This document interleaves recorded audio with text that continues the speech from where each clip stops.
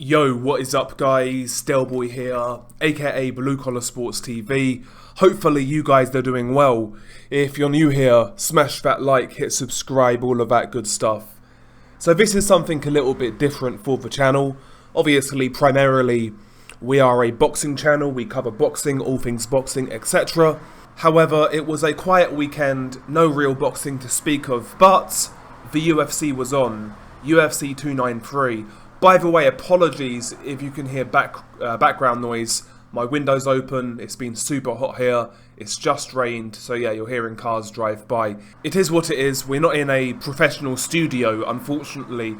But yeah, UFC 293 happened. I watch the UFC casually, I'm like a casual MMA fan, I'm not like a hardcore or anything like that. And going into this UFC event, which was in Australia, I wasn't really expecting much from it.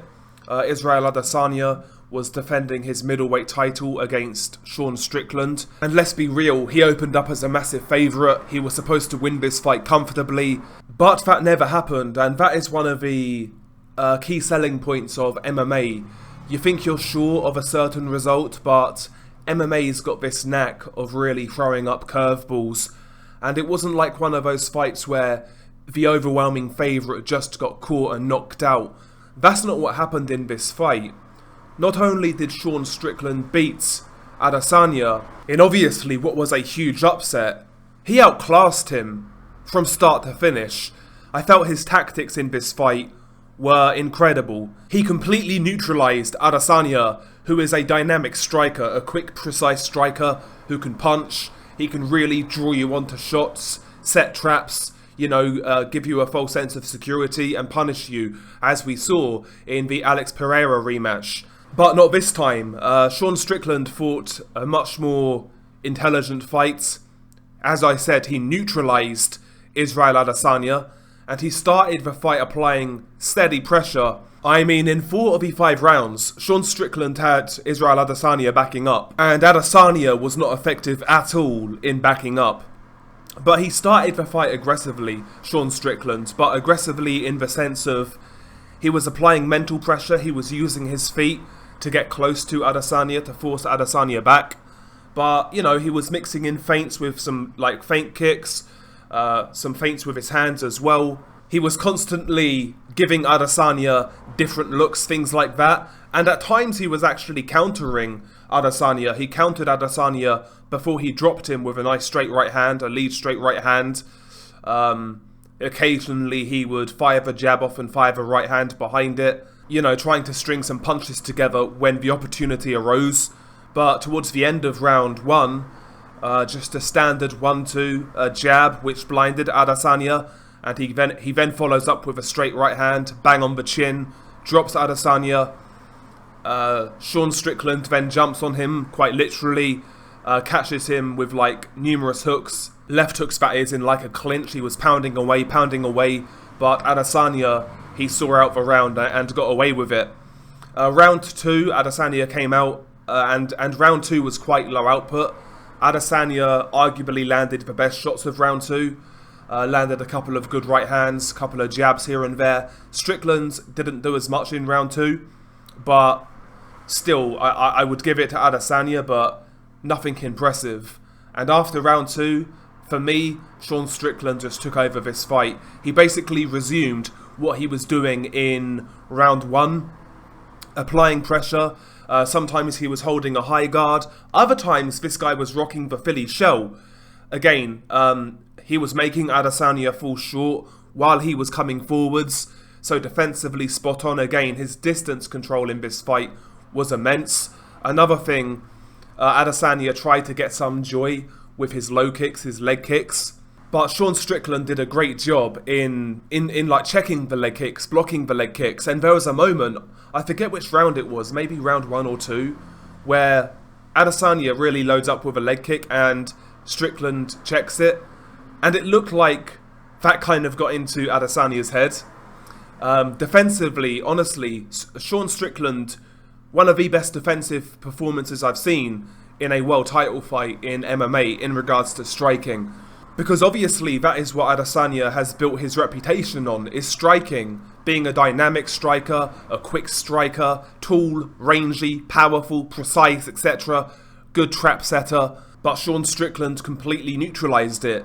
There was even a couple of moments where Adesanya was getting desperate and he tried to open up, and Strickland would beat him to the punch in the exchanges. Throughout this fight, it just seemed to me that Adesanya wasn't willing to open up. I think maybe he was getting tagged with things like, obviously, the droppage in round 1, but I think he was getting tagged with shots he didn't expect to have quite as much impact on them. I don't think he really suspected to be in any danger prior to this fight in getting hit by Sean Strickland, because Sean Strickland isn't known as a power puncher. In fact, some people have said he's feather-fisted. So yeah, I think he was surprised he was feeling those shots, and I think that made him reluctant to open up and take chances. So yeah, Strickland really neutralised him, dominated this fight 4 rounds to 1. Very, very, very easy to score, in my opinion. And yeah, a really impressive performance from a technical sense by Sean Strickland. It wasn't the most enthralling fight, to tell you the truth, but it was a fascinating fight. It was fascinating to see Strickland's game plan just work the way it did, especially considering the magnitude of this challenge. He was a massive underdog. He was a massive, massive underdog. I actually think he was the biggest underdog in all of Adesanya's championship fights. I'm pretty certain of that. And yeah, to see him win the way he did was very impressive, very surprising. You know, sometimes when something like this happens, it will be like by landing one perfect shot, knocking your opponent out. That wasn't the case here. Adesanya got outclassed. He got outclassed. But, you know, that's why MMA and the UFC are doing well in America right now. The product is just, you know, the product seems to deliver on a more consistent basis. Potentially we may cover more UFC fights in the future. Maybe now and again, like super big fights or super shocking results, things like that. I certainly won't be making like prediction videos or anything like that. Maybe this is just a one-off, but I found this fight quite fascinating, to be honest. And yeah, credit to Sean Strickland. I actually don't think there should be a rematch. I'll be real. I know Adesanya's been a long-standing champion, but he lost to Alex Pereira. He got knocked out. Then he gets the immediate rematch. He then beats Pereira. Now he's lost his title again. I think Adesanya should really have a fight against a contender to earn another shot. I would rather see Sean Strickland fight the winner of Paulo Costa and Khamzat Chimaev, personally. That's what I would like to see in regards to Sean Strickland's next fight. Maybe even Dricus du Plessis. Who knows? But yeah, I'd rather not see an Adesanya rematch right away. Or maybe Adesanya fights Dricus and